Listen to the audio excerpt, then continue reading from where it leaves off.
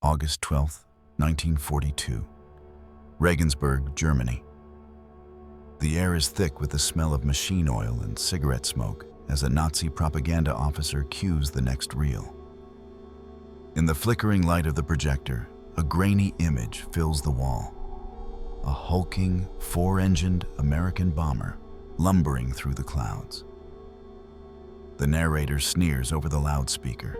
Das ist der amerikanische fliegende Benzintank. One bullet, and it burns like tinder. Laughter ripples through the small crowd of Luftwaffe staff officers. The film cuts to staged footage of a B-24 Liberator exploding in flames, plummeting to Earth. The message is clear. America's heavy bombers are bloated, fragile monstrosities, easy prey for Germany's sleek Messerschmitts. Outside the briefing room, the real war in the air is only beginning. Across the Atlantic, in the vast assembly lines of Ford's Willow Run plant in Michigan, those same flying gas tanks are rolling off the line by the hour. What the Germans mock as an over-engineered fuel bomb will soon become one of the most feared machines of the war. The Boeing B-24 Liberator, America's long-legged hammer of industrial vengeance. But in 1942, the idea of such a weapon seems far-fetched. The U.S. Army Air Forces are still finding their footing. The B-17 Flying Fortress, noble and famous though it is, lacks the range to strike the heart of Hitler's Reich from England. The B-24, faster, longer-ranged, and more versatile, is the new experiment. A beast with a 110-foot wingspan, twin bomb bays, and the heart of a freight train. It guzzles fuel by the ton, but it can carry destruction where no other bomber yet dares to fly. The Germans will learn that lesson the hard way. August 1st, 1943. Ploiești, Romania. The morning sun is already hot as a formation of 178 B-24s roars over the Mediterranean. They skim the waves at 200 feet, engines thundering. Their target? Hitler's oil lifeline, the massive refineries at Ploiești, which fuel the Panzer divisions now battering the Soviet Union. Inside Sandman, a B-24 of the 98th Bomb Group, pilot Major John Gerstad wipes sweat from his eyes and shouts to his crew over the din. "Keep it low, boys. They can't hit what they can't see." But they can. The Romanians and Germans have turned Ploiești into a fortress. 237 anti-aircraft guns, hundreds of flak towers, and fighters already waiting in the air. As the Liberators sweep in, the sky becomes a black maelstrom. Flak bursts tear through wings, engines scream, and smoke trails mark where comrades vanish. Gerstad's bomber takes 2 direct hits, the left wing ablaze. But he stays on course, releasing his payload directly into the Astra Romana refinery before his aircraft slams into the ground in a fireball. Of the 178 Liberators that left Libya that morning, 54 are lost. But the damage to Hitler's oil network is catastrophic. The flying gas tanks have just burned down his fuel supply. Berlin scoffs, Washington mourns, and the B-24 gains a grim new respect. For the men who fly her, the Liberator is a paradox. Ugly but magnificent. Temperamental but unstoppable. She has thin wings that flex like a bird's, a cramped bomb bay you can barely crawl through, and a reputation for exploding when hit. Yet she flies higher, faster, and farther than anything else in the American arsenal. She's not the hero you want. She's the brute you need. By 1944, the mockery fades. Luftwaffe pilots begin reporting waves of B-24s stretching from horizon to horizon. Factories in Regensburg, Wiener Neustadt, and Gotha vanish beneath the deluge. Still, the Reich's capital remains untouched. Berlin, the heart of Hitler's empire, the symbol of invincibility. Until the day the flying gas tanks come for it. February 24th, 1944. RAF Bungay Airfield, Suffolk, England. It's still dark when the first B-24s lumber onto the runway. Frost bites the tarmac. Ground crews scurry under floodlights, refilling oxygen tanks and topping off the wings with high-octane fuel. In the control tower, Major General James Doolittle peers into the blackness, his breath fogging against the window. The order has just come down from 8th Air Force Command. Berlin. For the first time, the Liberators will take the war directly into Hitler's capital. Inside the Somme, the squaw, a B-24 of the 392nd Bomb Group, 2nd Lieutenant Charles "Red" McDaniel adjusts his leather gloves and tightens the chin strap of his oxygen mask. The engines thunder to life. Each of the Pratt & Whitney twin Wasps coughs, sputters, then roars into a steady growl. McDaniel glances to his co-pilot. "We're really doing it." "Yeah," the co-pilot mutters. Berlin. As the sun breaks the horizon, 1,900 bombers rise from airfields across England. B-17s and B-24s both, escorted by the new long-range P-51 Mustangs. The sound is like rolling thunder. Villagers below stop and stare, pointing skyward as the formation stretches from horizon to horizon. By the time they cross the Dutch coast, contrails streak the heavens like white scars. Anti-aircraft bursts begin to dot the sky. Then, over Magdeburg, the Luftwaffe arrives. Me-109s and FW-190s dive headlong into the formation, cannon shells tearing through aluminum and men alike. McDaniel jerks the yoke as the tracer rounds rip past the cockpit. One hits the number 3 engine, smoke billows. The intercom crackles with a voice from the tail gunner. "Bandits at 6 o'clock, coming in hot." The air becomes a slaughterhouse. Liberators spiral down, wings shearing off, parachutes blooming in the smoke. The cold turns the sweat on McDaniel's face to ice. Yet still the formation presses forward. Then, through the haze, Berlin emerges. Gray, sprawling, defiant. At 26,000 feet, the bombardier toggles the switch. Bomb bay doors yawn open. 5,000 pounds of high explosives tumble toward the capital of the Reich. The city erupts in fire. Radio Berlin's transmission that night is grim and clipped. American terror bombers have again attacked the German capital. Enemy losses are heavy. They're not lying. 60 bombers never make it home. But the truth is buried under their own propaganda. The flying gas tanks have done the impossible. They've reached Berlin. For months afterward, the B-24 becomes a phantom in the skies of Europe. It hits U-boat pens in France, aircraft plants in Austria, supply yards in Hungary. No target is too far. No industrial heart too deep.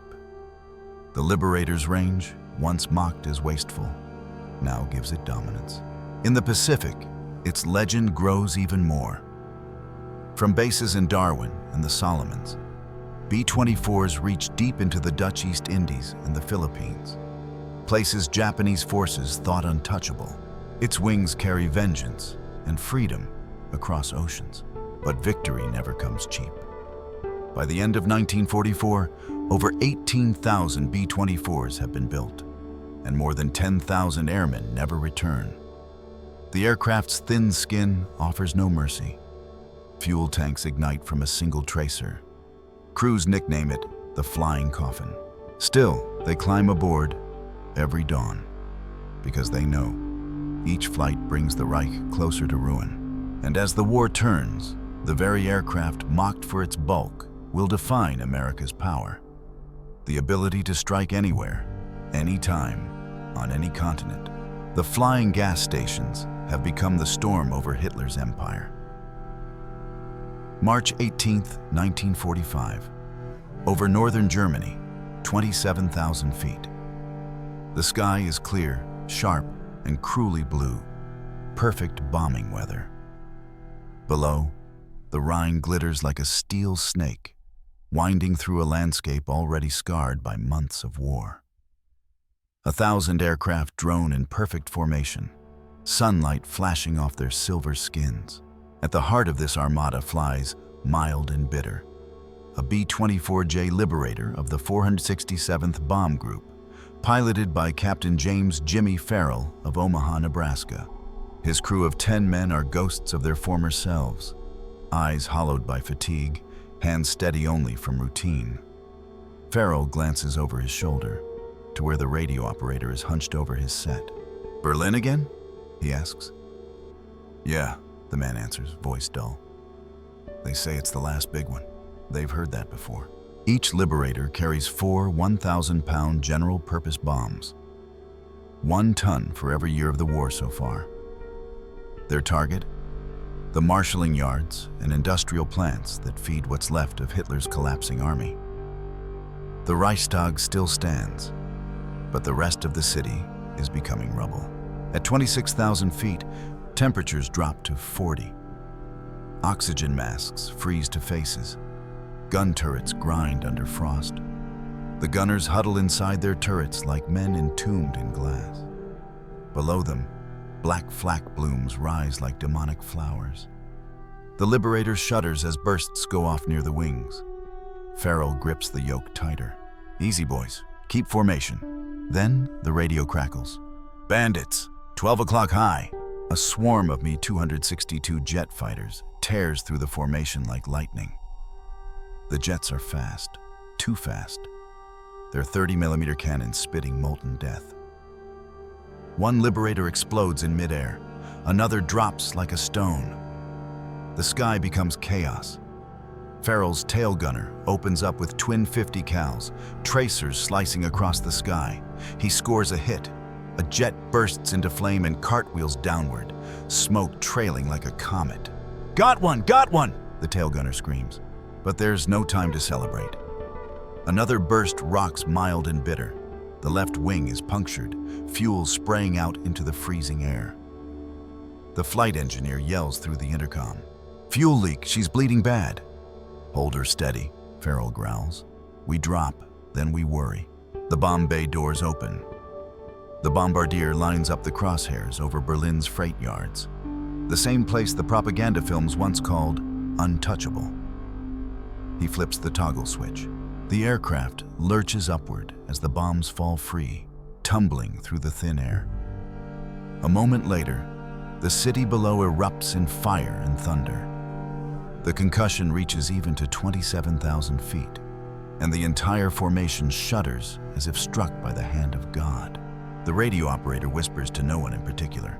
"That's for Jersted, for Ploiești, for every man who didn't make it home." The return trip is silent. Half their oxygen is gone. The left engine is coughing blood.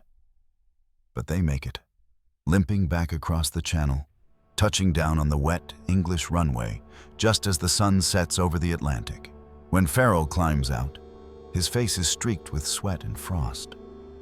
He looks at the bullet holes stitched across his fuselage and the patched-over nose art that reads Mild and Bitter.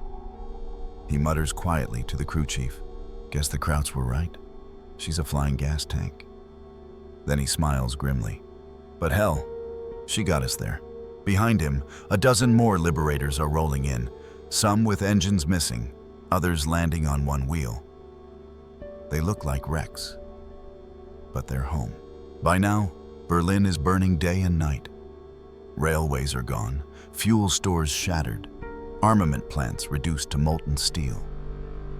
And in the war rooms of the Reich Chancellery, even Joseph Goebbels stops calling the B-24 a flying gas tank, because everyone in Berlin can hear their engines. By spring, Hitler's empire is dying under the wings of the machines he once mocked. April 25th, 1945. Over Bavaria, Germany. The war is nearly over. The rivers are choked with retreating Wehrmacht convoys, the roads littered with wreckage. Yet still, the bombers come. At dawn, waves of B-24 Liberators roar southward from Italian bases at Foggia and Amendola. Their target, the final remnants of the Reich's industrial war machine. The rail junction at Salzburg and the mountain strongholds rumored to be hiding Nazi leadership. The sky over the Alps is dazzling blue. and the snow-capped peaks glint like knives. In the lead aircraft, Missouri Sioux, Lieutenant Frank Tolliver stares out at the horizon. He's flown 40 missions: Ploiești, Vienna, Munich, Berlin. This, he knows, will be his last. His navigator, a 19-year-old from Iowa, adjusts his charts. "End of the line, Frank," he says quietly. Tolliver nods. For us, and for them. As the formation climbs to altitude, the men can see smoke rising in the far distance. Berlin, still burning. The Reich is collapsing under its own ashes. Below them, German soldiers look up, too weary to even fire. The flak guns are silent now, their ammunition spent. What once filled the skies with deadly bursts now lies abandoned in fields. Civilians huddle in cellars and railway tunnels, praying the end will come quickly. At 10:12 a.m., Tolliver's bombardier releases the payload. The bombs fall silently through the thin mountain air, vanishing into the cloud layer before detonating far below. The shockwave rolls up through the valleys, echoing off the peaks. Then, silence. No fighters, no flak, no resistance. For the first time in the entire war, the crews of the Liberators fly home without a single loss. It feels unnatural, as if the world itself has stopped fighting. May 8th, 1945. VE Day. In London, bells ring. In Times Square, strangers kiss and dance. But in the airfields of England and Italy, thousands of B-24s sit quietly on the tarmac, engines cold. Their aluminum skins gleam in the spring sunlight. Ground crews, who once worked day and night to keep them flying, now wander aimlessly, unsure what to do with the silence. Some of the aircraft will be scrapped, melted down for peacetime steel. Others will be sent home, repurposed for cargo or reconnaissance. A few, the lucky few, will survive into museums, their names still painted on their noses. The Dragon and his tail, Lady Be Good, the Witchcraft. For the men who flew them, the sound of 4 roaring engines will never fade.